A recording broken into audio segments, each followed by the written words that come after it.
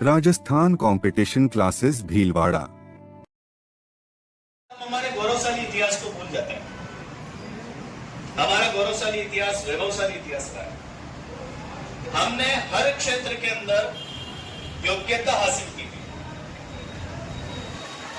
एक वो जो गाना आता है फिल्म के अंदर, ठीक है, मनोज कुमार गाता है, जब जीरो दिया मेरे भारत ने, दुनिया को तब गिनती आई, तारों की भाषा भारत ने दुनिया को पहले सिखलाई, देता ना दशमलव भारत तो यूं चांद पे जाना मुश्किल था, धरती और चांद की दूरी का अंदाजा लगाना मुश्किल था, सभ्यता जहां पहले आई, जन्मी थी जहां पहले कला, मेरा भारत वो भारत है जिसके पीछे संसार चला और आगे बढ़ा यूं बढ़ता ही गया, भगवान करे ये और बढ़े, बढ़ता ही रहे और खुले कदम। ये बोला था उसने। लेकिन इस गीत में भी उसने क्या किया? भारत के वैभव को बताया, भारत के इतिहास को बताया। ये तेरा है, ये मेरा है, ये उसका है, उसने मुझे नहीं बुलाया, इस कारण से मैं रूठ गया, इसने मुझे नहीं पूछा, इस कारण से मैं यहीं बैठा रहूंगा, वहां नहीं जाऊंगा। ये सारी बातें होती है। तो ये समाज जीवन है, इस कारण से होती है। और इसी समाज जीवन के कारण इन बातों को हमने हमारे मन के अंदर इतना बिठा लिया है कि इस देश, समाज, राष्ट्र की चिंता करना हम बिल्कुल भूल गए। इससे कुछ भी सरोकार नहीं रहा। अभी आप सबका एक लक्ष्य है कि मुझे यहां तैयारी करके किसी ना किसी गवर्नमेंट जॉब के अंदर लगना है।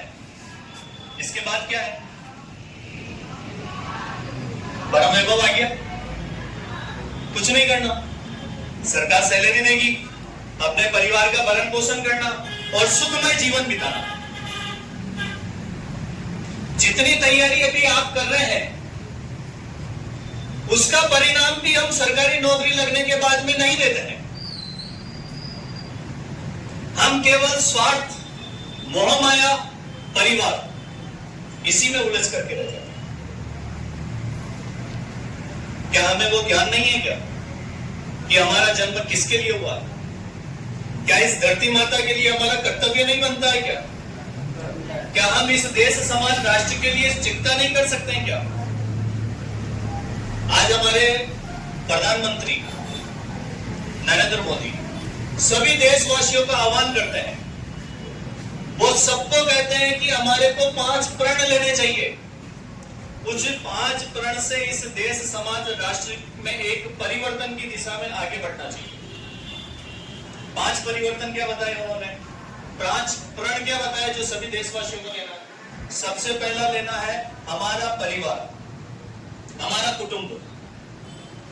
हम जिस परिवार में रहते हैं, जिस कुटुंब में रहते हैं, क्या उस परिवार में सामंजस्य है क्या? उस परिवार में प्रेम है क्या? उस परिवार में सहोकार है क्या? हम आपस में एक समय ऐसा होता है क्या जिस समय सब परिवार के एक साथ बैठ करके चर्चा करते हैं, वार्ता करते हैं, किसी भी चीज के लिए बातचीत करते हैं, डिस्कस करते हैं? आजकल ये परिवार में छूट गया। बेटा बेटा है, बेटी बेटी है, पिताजी बेटे हैं, माताजी बेटी है, भाई बेटा है, सब अलग अलग मोबाइल लेकर के बैठे हैं। बेटे जरूर 2 घंटे हैं, परंतु सबका ध्यान अपने मोबाइल के ऊपर है। हमारे आपस में संवाद कम हो गए हैं। संवाद कम होने के कारण कोई भी बेटी अपने पिताजी को बात नहीं कह सकती है। कोई भी पिताजी अपने बेटे बेटी को कहने से डरते हैं कि जमाना खराब है, आज कोई कदम उठा लेगी। ये क्यों हुआ खराब? हमने किया। हमने अपने परिवार में संवाद करना खत्म कर दिया। संवाद खत्म होने के कारण आज परिवार विघटित होने लग गया है। जैसे ही माता पिता अपने बच्चों की शादी करते हैं, बच्चे के मन में आता है कि मैं स्वतंत्र रहना चाहिए, और उस स्वतंत्रता के भाव से वो माता पिता को छोड़ करके अलग हो जाता है। जिस माता पिता ने आपको पाल पोस करके बड़ा किया है, सारी सुख सुविधाएं दी है, उस माता पिता के मन में ये रहता है कि मेरा बालक जब बड़ा होगा तो कम से कम मेरा ख्याल रखेगा, जब मेरा हाथ पैर नहीं चलेगा। उस समय की कल्पना करता है माता पिता। लेकिन बालक अपनी स्वतंत्रता के केवल एक इच्छा कि मैं स्वतंत्र रहूं। लड़की की भी एक इच्छा, लड़के की भी एक इच्छा है। उसके लिए वो परिवार को विघटित कर देता है, परिवार को तोड़ देता है। आज भारत के अंदर हम लोग देखें तो एकल परिवार की प्रवृत्ति बढ़ रही है। संयुक्त परिवार देखने को नहीं मिलते हैं। कहीं कुछ परिवार ही ऐसे हैं जो संयुक्त रूप से एक साथ रह रहे हैं, लेकिन उसमें भी मनमुटाव ज्यादा है। तो क्या हमारी ये संस्कृति है क्या? हमारी ये सभ्यता है क्या? हमारा ये कल्चर है क्या? लेकिन इस पे विचार कौन करेगा? हमारे को करना। कोई दूसरा बाहर से आकर के, अमेरिका का आकर के ये नहीं कहेगा कि आप ऐसे देखिए। अभी 20-25 दिन पहले ऑस्ट्रेलिया की एक लेडीज थी, वो भारत में हिंदू धर्म से प्रभावित होकर के वहां से बैठ करके भारत को देखने के लिए आई। तो उसका एक इंटरव्यू आ रहा था टीवी के ऊपर। तो वो कह रही थी कि भाई मैं भारत जब आई तो उस समय मेरे को भारतीय वेशभूषा बहुत अच्छी लगी थी। तो मैं वहां से ऑस्ट्रेलिया से प्लेन के अंदर भारतीय साड़ी वगैरह वहां सीखा उसने पहले महीने 2 महीने तक। वहां से वो भारतीय साड़ी वगैरह पहन करके एरोप्लेन में बैठ करके भारत तक आई और यहाँ के मंदिरों में घूमी। तो उसके मन में वो बता रही थी कि इंटरव्यू के अंदर कि मैं तो वहां से भारतीय परिधान पहन करके आई, परंतु यहाँ के जो देखा मैंने कल्चर, वो कल्चर भारतीय परिधान में नहीं दिखा। हम पाश्चात्य संस्कृति की इधर भाग रहे हैं। हमारे जो परिधान है उन परिधानों को छोड़ रहे हैं। आजकल हमारे मन में चल रहा है माई बॉडी माई चॉइस। मेरा शरीर है, मैं चाहे जैसे रहूं। मेरे को कहने वाला कौन? मेरे को टोकने वाला कौन? तो ये हमारी सभ्यता नहीं है, ये हमारी कल्चर नहीं है। आपको स्वतंत्रता है, आप खूब पढ़िए, खूब विद्वान बनिए, एपीजे अब्दुल कलाम आजाद बनिए, आपको कोई नहीं रोक रहा है। लेकिन जो एक आवरण बना हुआ है हमारी भारतीय सभ्यता संस्कृति का, जो संपूर्ण विश्व के अंदर पहचान रखती है, उस पहचान को हमारे को छोड़ना नहीं चाहिए, उस पहचान को बनाए रखना चाहिए। तो प्रधानमंत्री जी ने कहा कि हमारा कुटुंब मजबूत रहना चाहिए। हमारा कुटुंब मजबूत रहा तो ये जो समस्याएं आती ना कि छोटी सी समस्या बहुत विकराल कर लेती है और अपने मन के अंदर ऐसी भावनाएं उत्पन्न हो जाती है कि हमें अनहोनी की घटना को सामने कर देता है। सोपे स्कूल नाम सुना ना? सोपे स्कूल के अंदर एक बालिका पढ़ती थी। वहां के टीचर्स ने उनको कहा कि भाई क्लास के अंदर आप जब पढ़ते हैं उस समय मोबाइल का उपयोग नहीं करना। उसके पेरेंट्स को बुलाया, पेरेंट्स को बुला करके कहा कि भाई ये इस प्रकार से डिसिप्लिन में नहीं रहती है, मोबाइल का उपयोग करती है। तो पेरेंट्स ने वहां पर उसको डांट दिया। उस बच्ची के मन में इतना गहरा लगा उसने कि भाई मेरी इंसल्ट कर दी और वो जाकर के रेल के सामने कूद गई। ये सत्य घटना, अपने बिलवाड़ा ही करना। हमारे अंदर सहनशीलता नहीं रही। हम कहां जा रहे हैं? माँ बाप, आपने पुराने वीडियो देखे होंगे, आजकल तो आता भी है सोशल मीडिया के ऊपर। पहले माँ बाप कैसे थे कि हाँ भाई तेरे को बताता हूँ, चप्पल खोल करके मार रहे होते हैं, आते ना ऐसे वीडियो देखे हमने कि कहां गया वो पुराना समय, जहां एक तरफ इस प्रकार से माँ बाप अपने बच्चों को संभाल करके रखते थे और एक छोटी सी घटना से वो बालिका रेल के सामने कूद जाती। आज उसकी जिंदगी खराब हो गई। उसमें वो मरी नहीं, डेथ नहीं उसकी, उसका एक हाथ और एक पांव कट गया। आज भी वो उसी स्थिति में है, एक छोटी सी मोबाइल की बात को लेकर, क्योंकि हमारा परिवार विकसित हो रहा है, हम एकल प्रवृत्ति की तरफ बढ़ रहे हैं। इस कारण से ये समस्या है। दूसरा, प्रधानमंत्री जी अनुरोध करते हैं हमारा पर्यावरण अच्छा रहना चाहिए। अभी हम सब ने इस गर्मी के अंदर एहसास किया कि कितनी तीव्र गर्मी थी। इस गर्मी को अगर बरकरार रखा तो आने वाले 2-3 सालों के अंदर ऐसी स्थिति बन जाएगी कि हम घर से बाहर नहीं निकल पाएंगे। तो क्या हमारा कर्तव्य नहीं बनता क्या कि हम पर्यावरण को शुद्ध रखें? हमारे शास्त्रों में कहा गया है कि कोई भी मनुष्य पैदा होता है तो जब तक वो मोक्ष प्राप्त नहीं कर सकता जब तक कि उसने अपने जीवन काल में 10 पेड़ वापस नहीं लगाए। क्योंकि मनुष्य अपने जीवन काल के अंदर 10 वृक्षों का तो कम से कम उपयोग करता है। हमारे लेटने के लिए पलंग बनता है, लकड़ी से बनता है। घर के दरवाजे बनते हैं, लकड़ी से बनते हैं। हम जिस फर्नीचर पे बैठ के पढ़ाई कर रहे हैं वो लकड़ी से बना हुआ है। हम लकड़ी का इतना उपयोग कर रहे हैं, लेकिन प्रकृति को कितना वापस दे रहे हैं? क्या हमने हमारे इस वर्षा ऋतु के अंदर हमने संकल्प लिया क्या कि हम पेड़ लगाएंगे? पेड़ के उदाहरण हम सब लोगों को ध्यान में है। अमृता देवी 363 महिलाओं के साथ में पेड़ों की रक्षा करते हुए अपना बलिदान दे दिया। क्या था उसके पास? काटने देते, राजा का महल बन रहा था, बढ़ जाता राजा का महल, कट जाते पेड़, वापस उग जाते। लेकिन नहीं, प्रकृति की रक्षा का संकल्प लिया।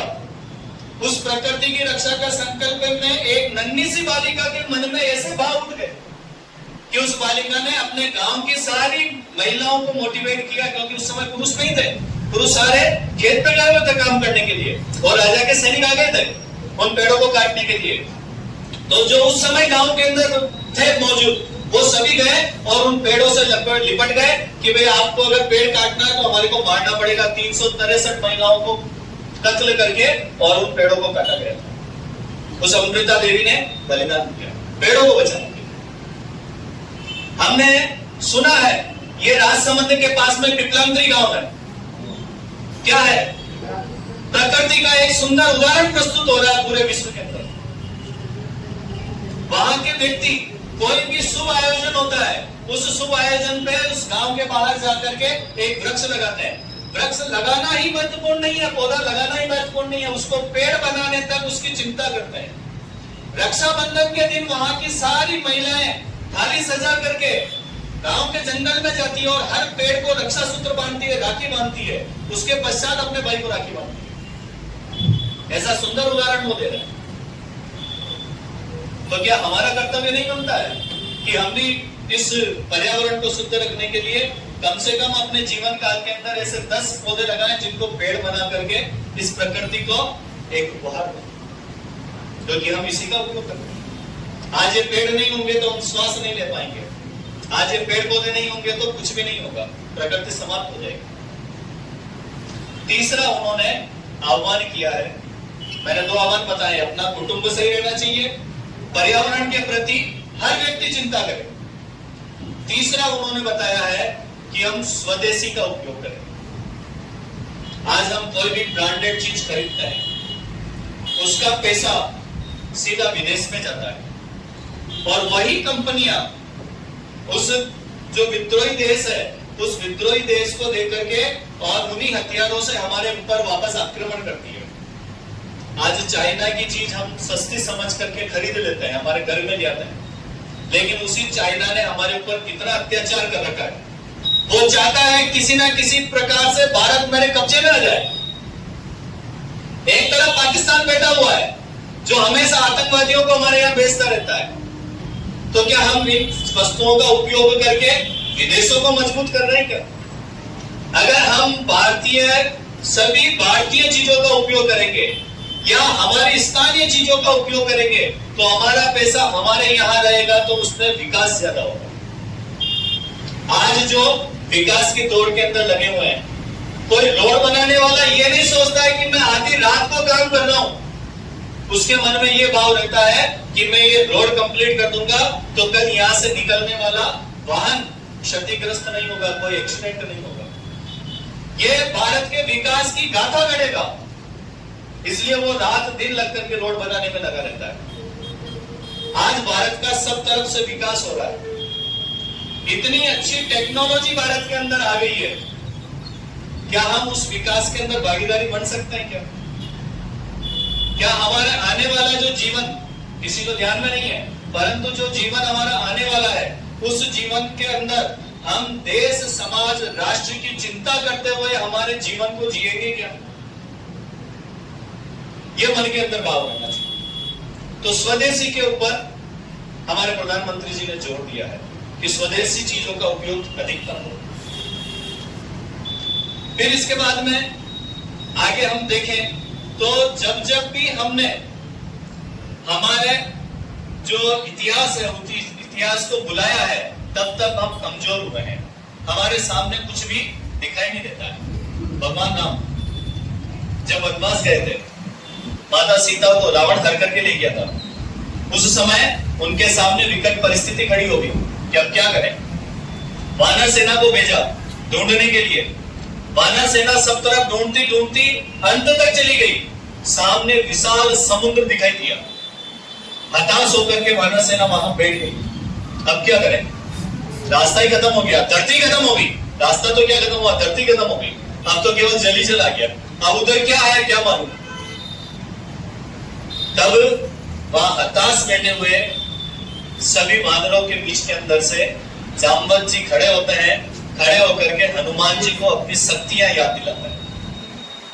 उन्हीं शक्तियों को स्मरण करते हुए हनुमान जी उस समुद्र को लांघ करके लंका जाते हैं और सीता माता का पता लगा करके आते हैं। तो हम सब भी उन्हीं के वंशज हैं। हम क्या अपनी शक्तियों को भूल जाते हैं?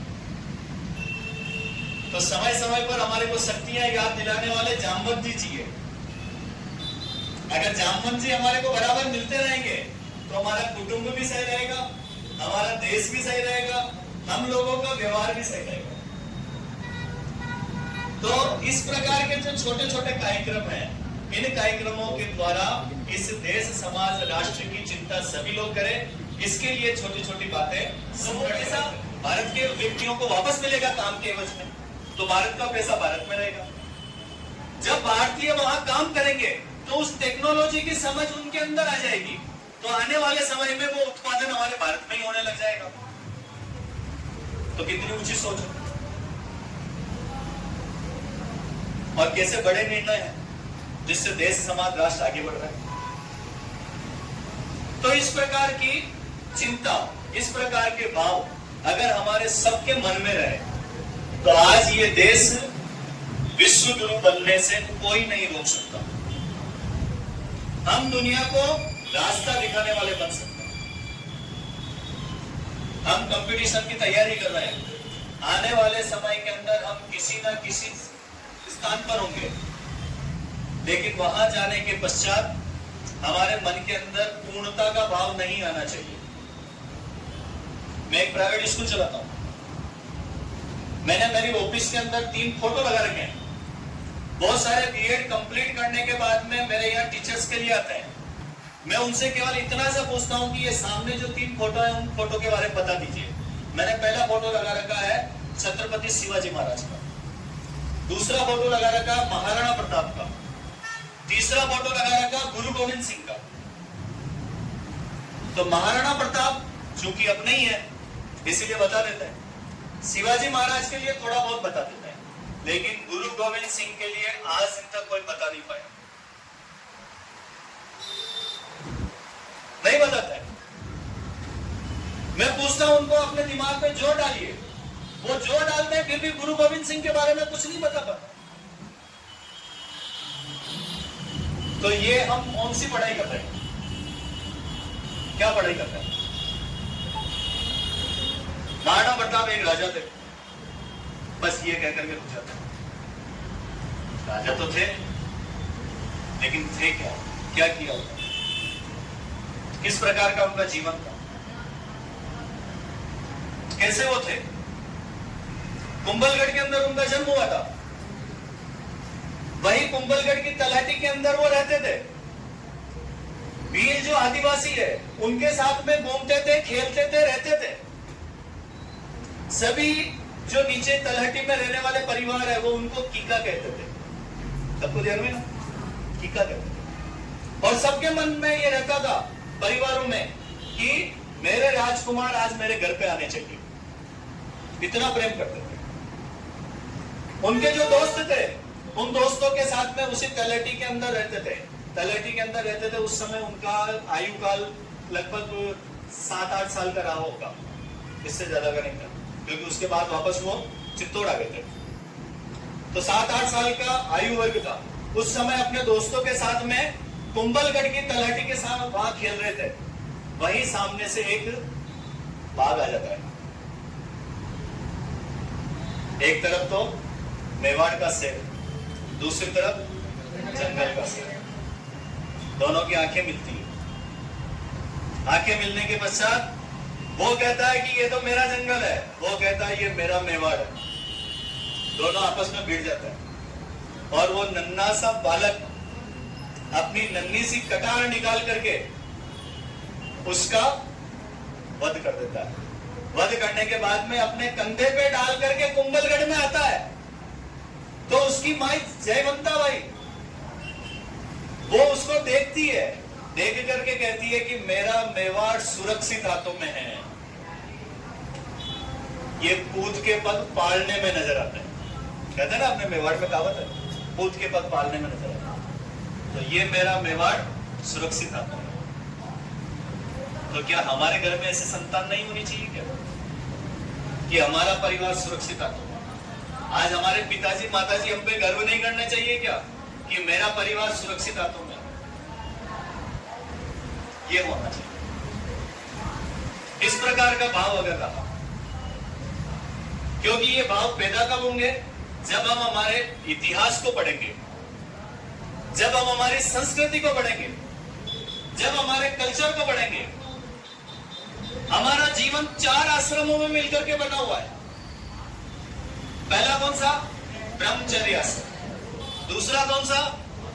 गृहस्थ आश्रम। तीसरा कौन सा? वानप्रस्थ आश्रम। चौथा कौन सा? संन्यास आश्रम। आयु सीमा भी निश्चित है। बालक जब होगा उसके बाद में जब उसकी समझ बढ़ेगी, समझ बढ़ते ही 25 साल तक कहां रहेगा? ब्रह्मचर्य आश्रम में रहेगा। क्या करेगा? शिक्षा ग्रहण करेगा, अध्ययन करेगा। उसके अलावा कोई बात नहीं, केवल अध्ययन करना उसको। अभी आप लोगों ने ये सुना होगा, अभी चातुर्मास चातुर्मास ऐसा एक शब्द आता है। तो ये क्या है चातुर्मास? 4 महीने, ठीक है ना? ये वर्षा ऋतु के 4 महीने। ये वर्षा ऋतु के 4 जो महीने हैं, ये 4 महीने अध्ययन अध्यापन के लिए है। ये हमारे शास्त्रों में वर्णित है। आपने वेदों का नाम सुना है? वेद लिखित है। पहले लिखित थे क्या? पहले कौन से थे? पहले वेद क्या थे? श्रुतम थे। श्रुतम का अर्थ होता है सुनकर के याद करना। वेद पहले लिखे हुए नहीं थे। वेद व्यास जी ने बैठ करके वेदों की रचना की, ये सबको ध्यान में ना। उससे पहले जब वेद थे, वो वेद केवल श्रुतम थे, सुनकर के याद करवाए जाते थे। तो आप सोचिए उस समय गुरु कैसे श्रेष्ठ होंगे, जिनको 4 वेद याद होंगे। वो शिष्य कितने श्रेष्ठ होंगे जो गुरु की बातें सुनकर के चारों वेदों को याद कर लेते थे। और हमारी सभ्यता संस्कृति को वो आगे बढ़ाते थे वो शिष्य। तो 25 वर्ष तक केवल एक ही उद्देश्य, अध्ययन अध्यापन। उसके बाद 25 साल जो आगे के चलते थे, वो आगे के चलते थे गृहस्थ आश्रम, जिसमें वो विद्यार्थी अपने परिवार का भरण पोषण, विवाह इत्यादि करना और परिवार को इतना समृद्ध कर देना कि बाद में जब वो जाएगा वापस परिवार छोड़ के, तो परिवार पीछे से दुखी नहीं। फिर आता है वानप्रस्थ। वानप्रस्थ के अंदर क्या करता है? जब 25 साल यानी उसने उसके 25 साल जी लिए, आगे के 25 साल उसने उसमें लिए, तो उसकी जब संतानें होगी वो 25 साल तक उसमें रह जाएगी। किसमें? ब्रह्मचर्य आश्रम। जब वो वानप्रस्थ में जाएगा तो उसकी संतानें गृहस्थ आश्रम में आएगी। तो वानप्रस्थ में आने के पश्चात वो क्या करेगा कि परिवार से थोड़ा मोह कम करेगा, अपने पुत्रों को कामकाज संभालना शुरू करेगा और वो सामाजिक कार्यों के अंदर अपनी प्रवृत्ति बढ़ाएगा। फिर उसके पश्चात अंतिम जो 25 साल है वो किसमें बिताएगा? संन्यास आश्रम में। फिर अपने पुत्रों को वो सारी सत्ता संभाल करके वो देश समाज राष्ट्र के लिए निकल जाएगा। इसी कारण से हमारी सभ्यता संस्कृति कल्चर जिंदा था, लेकिन इसको हमने छोड़ दिया। छोड़ने के कारण ये स्थितियां उत्पन्न हुई।